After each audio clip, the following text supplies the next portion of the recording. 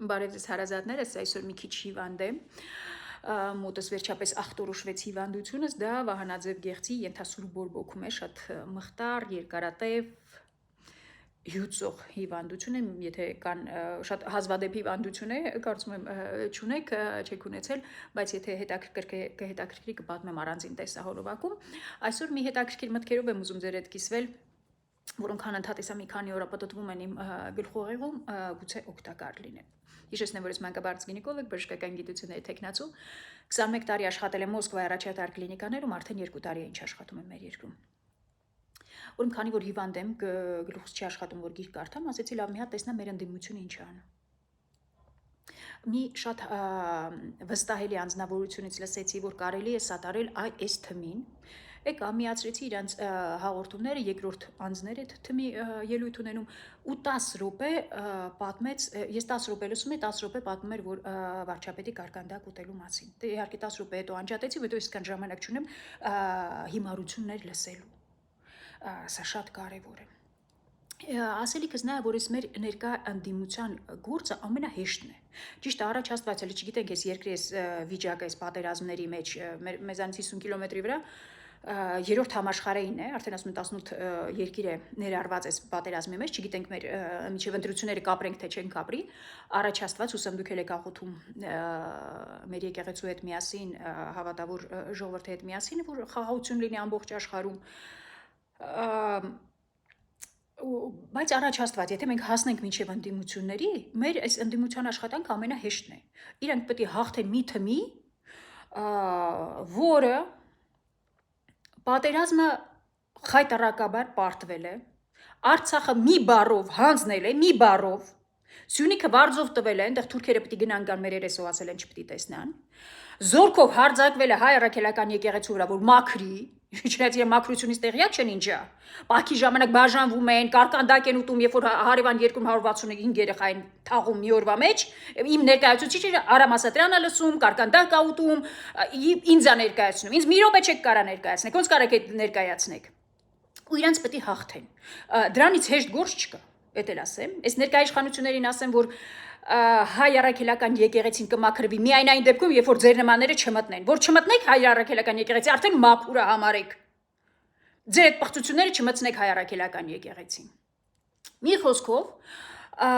բայց ընդդիմությունը արի ուտես, որ ինձ թվում է, թե իրանք պետք է պարկած արդեն արևածաղիկ չրթելով հաղթեն այս թմին, չէ, իրանք 10 րոպե կարկանդակ ուտելուց են խոսում։ Ուզում եմ դրան օգնեմ ոնց անենք, որ սխալներ թույլ չտանք, սա գուցե օգտակար կլինի իմ ասածս չեմ կարող ասեմ, բայց այս վաղ տարիքից կտակարան կարդալ, այսքան որ ասում եմ, սա չի փրկել ինձ, որ ես անմեղ կյանքով ապրեմ, ես ինչ հաջողություններ ունենամ, սա ինձ փրկել է որոշ մեղքերից զերծ մնալ։ Այնենց մեղքեր կան, որ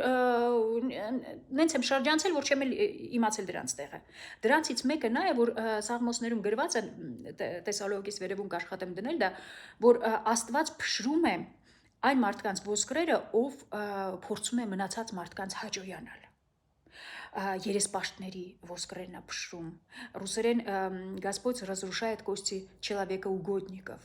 Սա անընդունելի է Աստծո համար, երբ որ մարդ ուզում է հաջողանալ, գովասանք ստանալ կամ հաջողանալ ուրիշ մարդու։ Մարդ պիտի միայն այս մակարդակով մտածի, որ Աստված վերևից տենա, ասի, ես ինչ լավ է, որ քեզ ստեղծել եմ, ես ինչ լավ տեսահոլովակ ես նկարանում, ես ինչ լավ իրադարձություն ես անում, ես ինչ լավ գործ արեցիր, ստե կամ ասի, չես սխալ էր, գնա այս մեկը շտկի։ Սա շատ կարևոր է, որ մարդ Աստծու մասին մտածի, ոչ թե այս մակարդակով մտածի։ Ստեղ հանկարծ չսխալվեք, կան մի խումբ մարդիկ, որ ասում են, ես թքած ունեմ մարդիկ ինչ են իմ մասին մտածում, սա իրանց մասին չի, այդ մարդիկ քրիստոնեությունից դուրս են մնացել, դա դրա մասին չի, քրիստոնյան ծառայող է, Աստծուն հաջողանալու համար քրիստոնյան անձնուրաց ծառայում է իր շրջապատին, հնարավորությունների սահմանը չասեցի Աստված դարա, բայց հնարավորությունների մաքսիմումով ծառայում է շրջապատին։ Մի շատ լավ բան էլ կա կտակարանից, որ փոքր գործերում հավատարիմ լինես, Աստված քեզ ավելի մեծ գործեր կվստահի, սա երևի նույն այդ բանից է, որ փոքր գործերում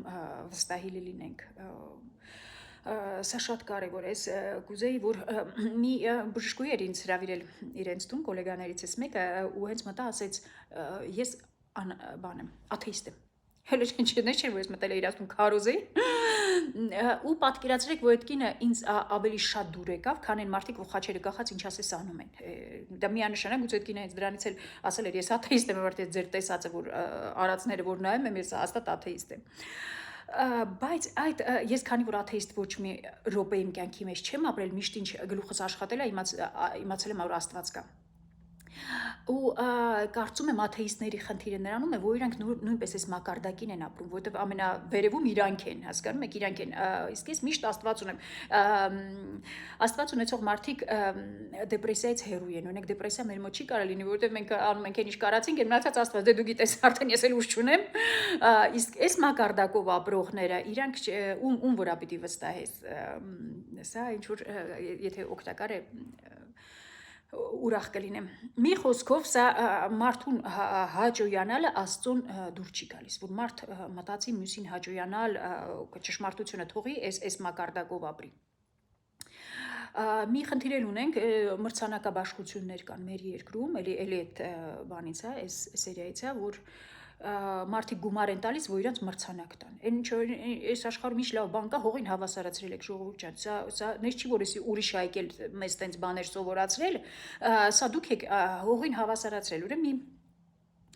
կինա զանգել, որ մրցանակաբաշխությունից ուզում ինձ հետ խոսա, ես էլ մի ահագին թեմա եմ պատրաստել իր հետ, որ ասեմ, գիտեք, ես ընդամենը 2 տարի է, որ Հայաստանում եմ, եկեք գոնե 5 տարի էլ աշխատենք, տեսնամ օգտակար եմ, նոր մրցանակներից խոսանք։ Ու այդ չհասցրեցի ես սա ասեմ իրան, որովհետև ինքը մի 10 րոպե պատմեց, որ մնացածները գումարով են այդ մրցանակաբաշխությունները տալիս, իսկ ինքը ընդամենը 100,000-ով։ Սա անընդունելի է ինձ համար, անընդունելի է, որ մարդը էլի նույն այս տեղից է, որ մարդ ուզում է հաճոյանալ երեսպաշտությունը, հայերեն երեսպաշտությունը, հուսամ օգտակար էր, մեծ հույսերով կհանդիպենք նորից, բարի օր բոլորիդ։